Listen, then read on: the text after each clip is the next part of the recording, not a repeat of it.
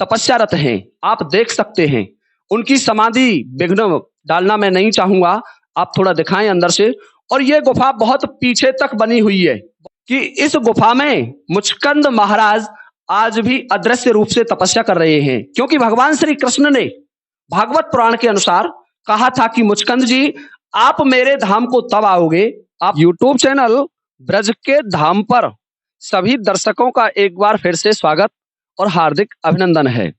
दर्शकों, आज मैं आपको बद्रिकाश्रम क्षेत्र में एक ऐसे पावन गुफा पर लेकर के आया हूं, जिस गुफा के बारे में कहा जाता है कि जब भगवान श्री कृष्ण ने काल यवन को नष्ट करवाया था मुचकुंद के हाथों से, तो काल यवन ने भगवान श्री कृष्ण से कहा कि प्रभु आप मेरा उद्धार कीजिए।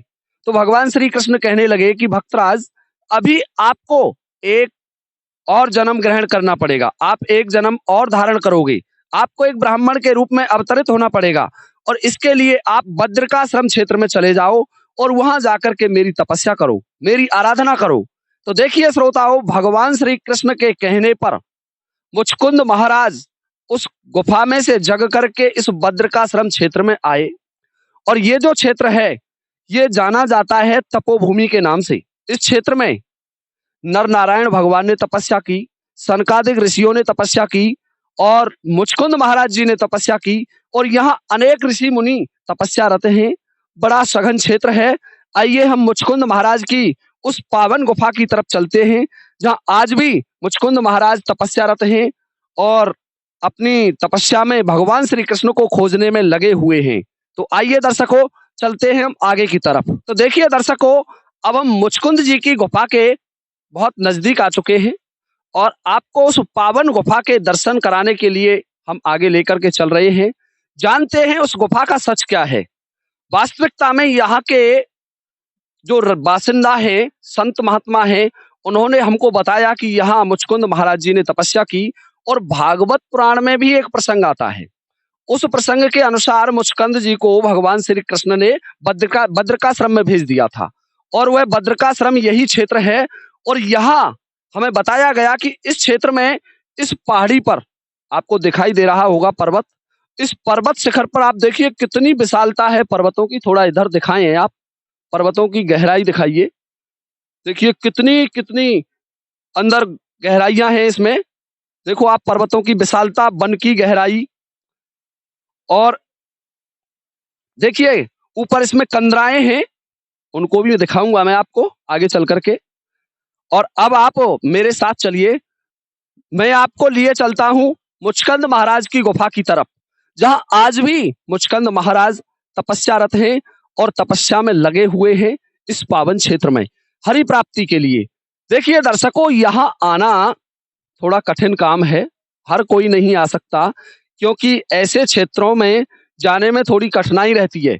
परंतु हमारा काम है आपको ऐसे ही दुर्गम और कठिन क्षेत्रों के दर्शन कराना, जहां भगवत प्राप्ति के लिए बड़े बड़े ऋषि मुनियों ने तपस्या की थी। तो आइए मेरे साथ आगे चलते हैं।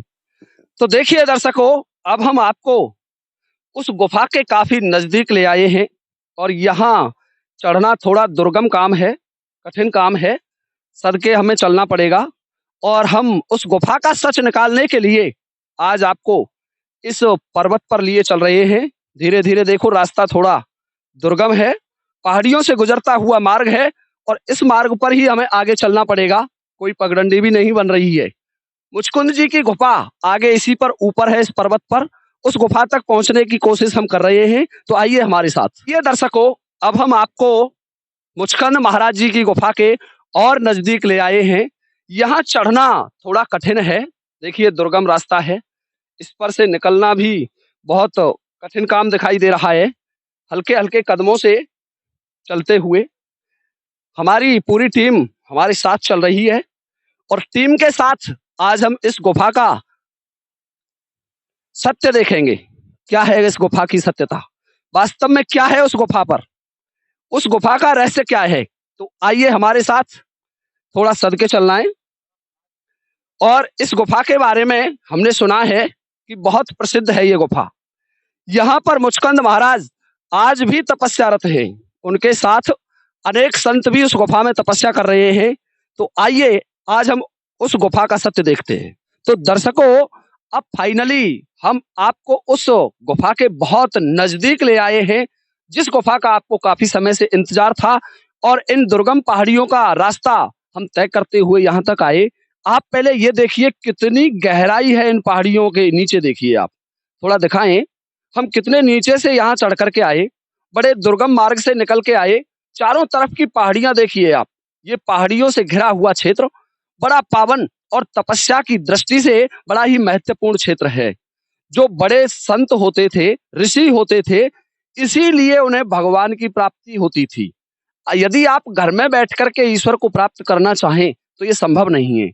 ईश्वर प्राप्ति के लिए तो आपको ऐसे निर्जन स्थानों पर ही तपस्या करनी होती है, जैसे मुचकंद महाराज ने की थी।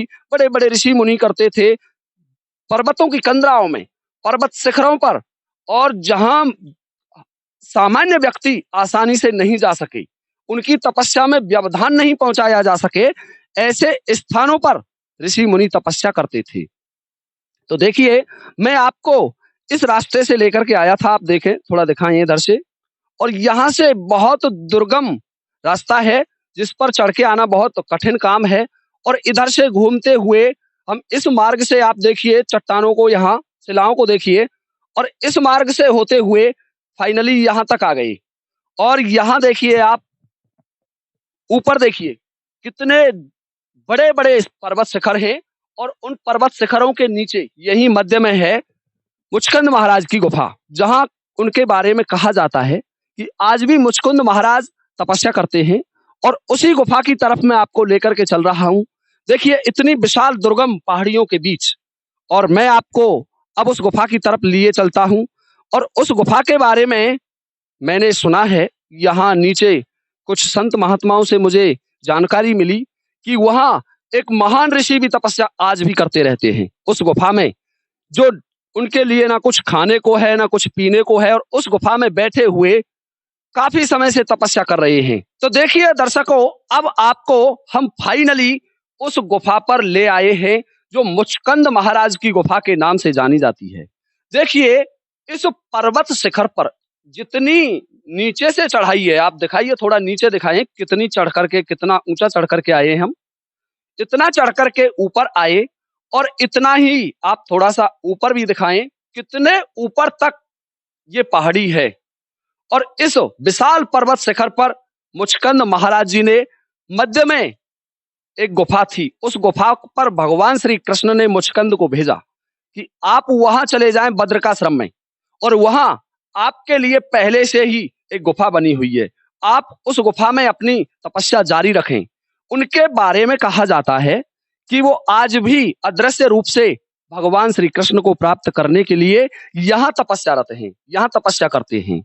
और यहाँ जो नीचे संत तपस्या कर रहे हैं, उन संतों ने हमें यह भी बताया कि इस गुफा के अंदर भी एक प्रसिद्ध संत तपस्या कर रहे हैं। वो ऐसी तपस्या में लीन हैं कि उनसे हम बात नहीं कर सकते, और ना वो हमसे बात करेंगे।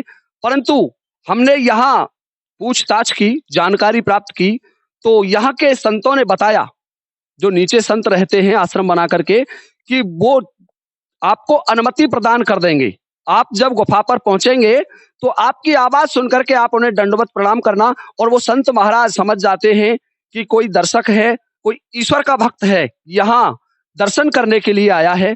तो वो शायद हमारी जो गलती है उन पर ध्यान ना दें और हमें क्षमा कर देंगे। हालांकि वैसे यहाँ वीडियो बनाना अलाउ नहीं है, परंतु फिर भी संत महाराजों की अनुमति लेकर के हम यहाँ इस गुफा तक आपको लेकर के आए हैं, और इस गुफा के दरवाजे पर आ चुके हैं। इस गुफा में अंदर चलेंगे और इस गुफा का पूरा दृश्य देखेंगे। देखिए कितनी दुर्गम है, वैसे रहने के लिए बड़ी उपयुक्त गुफा है ये।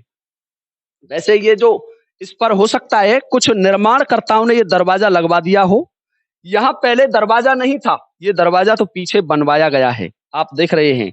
ये तो केवल इस पर्वत शिखर को काट करके प्राकृतिक रूप से निर्मित है, देख सकते हैं आप। थोड़ा अंदर आइए और आगे चल रहा हूं मैं। देखिए और आगे मैं चल रहा हूं, आप धीरे धीरे चलें, थोड़ा ध्यान रखें गिरने का। अब देखिए और आगे मैं अंदर आ गया हूं गुफा के, और इस गुफा के बारे में कहा जाता है कि इस गुफा में मुचकंद महाराज आज भी अदृश्य रूप से तपस्या कर रहे हैं, क्योंकि भगवान श्री कृष्ण ने भागवत पुराण के अनुसार कहा था कि मुचकंद जी, आप मेरे धाम को तब आओगे, आप बद्रिकाश्रम जाइए और वहां आप आराधना कीजिए। उसके बाद आपको एक ब्राह्मण के घर जन्म लेना पड़ेगा और वहां से आपका जो ब्राह्मण का जन्म पूर्ण हो जाएगा, उसके बाद आप मेरे धाम को और मुझे प्राप्त कर लोगे। तो उसी गुफा पर आज हम आ गए हैं। देखिए ये गुफा कितनी, इसका प्राकृतिक सौंदर्य देखें, थोड़ा अंदर आइए आप और गुफा को अंदर से दिखाएं, ऊपर से इसका प्राकृतिक सौंदर्य देखिए आप, कितनी भव्य गुफा है। किले, महल सभी इसके सामने मुझे तो फेल नजर आते हैं। इस गुफा में आकर के तो ऐसा लगता है कि यहीं आराम से मैं भी तपस्या करने लग जाऊं। दर्शकों, बहुत मनोहर, रमणीक और तपस्या की दृष्टि से अति उत्तम क्षेत्र है ये, जहां तपस्या में मन लगता है। इस गुफा की गहराई हम दिखाते हैं आपको। देखिए यहां ये चारों तरफ देखते चलिए आप, इस गुफा के बारे में मैं आपको और बताता चलूंगा। इधर देखिए, थोड़ा बताएं। यहां देखिए, इस साइड में बताया जाता है कि यहां भी अदृश्य रूप से संत तपस्यारत हैं। ये थोड़ा दिखाएं इसको। यहां संत आज भी तपस्या करते हैं, परंतु अदृश्य रूप से हैं। और अब हम इस गुफा में और आगे चलते हैं, थोड़ा इसका प्राकृतिक सौंदर्य ऊपर से दिखाएं। देखिए कितना स्थान है इसमें, कि इसमें 1 से लेकर के 10 संत तक तपस्या कर सकते हैं। काफी बड़ी है, इसकी गहराई बहुत अंदर तक है। और अब हम इस गुफा में उन संत महाराज की तरफ भी आपको लेकर के चलेंगे, जो आज भी तपस्या करते हैं, किसी से बात नहीं करते, केवल सिर मुद्रा में तपस्यारत हैं। वो तपस्यारत आज भी इसी गुफा में बैठे हुए हैं। परंतु उन संत महाराज को हम चल रहे हैं, उनकी तरफ देखते हैं कि इस गुफा में किधर बैठे हुए हैं। आइए थोड़ा इधर दिखाएं। और हम उन प्रभु को दूर से ही, क्योंकि हमने यहां नीचे पूछा था, तो उनको हमें प्रणाम करना पड़ेगा। प्रणाम प्रभु। देखिए बोलेंगे नहीं, तपस्यारत हैं, आप देख सकते हैं। उनकी समाधि विघ्न डालना मैं नहीं चाहूंगा, आप थोड़ा दिखाएं अंदर से। और ये गुफा बहुत पीछे तक बनी हुई है, बहुत पीछे तक है। इसमें आगे और भी संत तपस्या कर रहे हैं। देखिए बड़ी दुर्गम गुफा है और बाबा महाराज रात दिन इसी गुफा में बैठ करके तपस्या करते हैं। देखिए ईश्वर, ये कहते हैं ना कि जो भगवान को चाहता है, भगवान उसको भी चाहता है।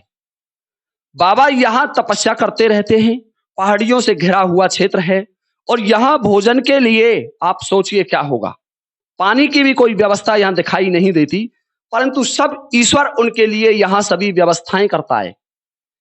ईश्वर पर आश्रित हैं, तो ऐसे संतों के लिए बार बार मेरी तरफ से प्रणाम, मेरे दर्शकों की तरफ से प्रणाम, और मेरे चैनल पर जितने श्रोता हैं उन सबकी तरफ से मैं उनको प्रणाम करता हूं। हाथ जोड़ करके निवेदन करता हूं कि उनका आशीर्वाद इसी तरीके से हम जैसे भक्तों पर बना रहे। तो दर्शकों, ये हमारे एक प्रसिद्ध संत जो आज भी तपस्यारत हैं इस गुफा में। अब हम आपको और आगे लिए चलते हैं। कहा जाता है यहां भी एक संत महाराज, देखिए आसन दिखाई दे रहा है आपको, ये रहा। यहां भी एक बाबा तपस्यारत रहते हैं, यहां भी बैठे रहते हैं तपस्या करने के लिए। मैं बाबा के आसन पर उनकी अनुमति से ही बैठा हूं, और इस आसन पर वो यही दिन रात तपस्यारत रहते हैं। देखिए ईश्वर प्राप्ति के लिए क्या करना पड़ता है। और जो व्यक्ति ऐसे स्थानों पर दर्शन करता है, दूसरों को दर्शन कराता है, तो उनका पुण्य तो दर्शकों कहना ही क्या है। साक्षात भगवत के दर्शन हो रहे हैं, आपको ये मान सकते हैं आप। ऐसे स्थानों पर आना जहां ऋषि मुनि तपस्यारत हैं, और उन स्थानों को देखना अपने आप में एक बहुत बड़ा पुण्य होता है, बहुत बड़ा धर्म होता है, बहुत बड़ी तपस्या होती है। भगवान श्री राम ने भी यही कहा था।